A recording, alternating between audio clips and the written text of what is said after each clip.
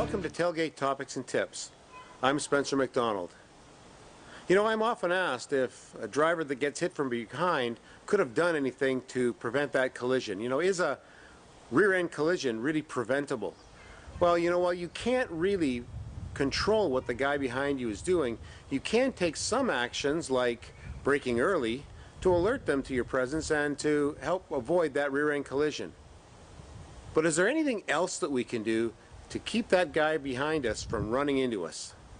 Being visible is a key defense to keeping out of collisions on the road. If the guy behind us can see us, he has a much better chance of reacting in time if we slow or stop. So lights, headlights and taillights, but particularly taillights from behind, are a key defense against getting hit from behind in traffic.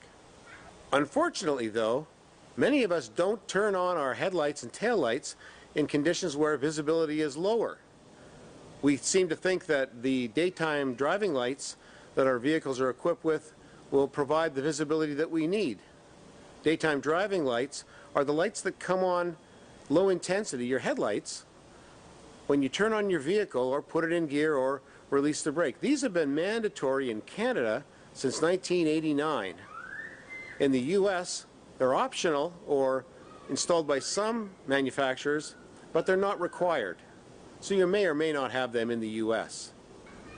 Daytime running lights, though, don't turn on the tail lights, so that even though the daytime running lights are turned on during the daytime, as they're supposed to be, when daytime conditions become poor in terms of visibility, like fog, dust, perhaps snow, heavy rain, those taillights are not on, and that makes you very difficult to see from behind.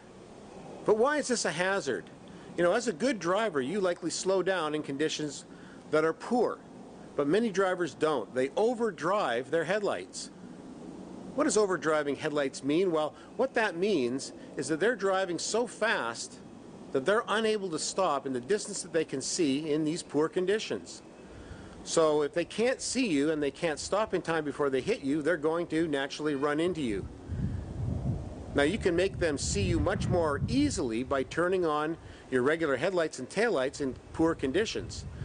This lets them identify you much earlier, brake earlier, and avoid the collision.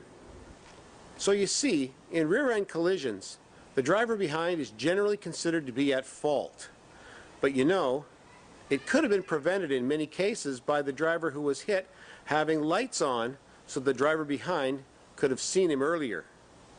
So here's your practical challenge.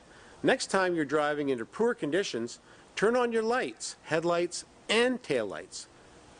If you'd like to be safe all the time, some people like to drive with their headlights and taillights all the time. And that's just great because it improves overall visibility, but certainly under conditions of poor visibility. So let's turn on those lights when conditions deteriorate. I'm Spencer McDonald reminding you, it's all about attitude.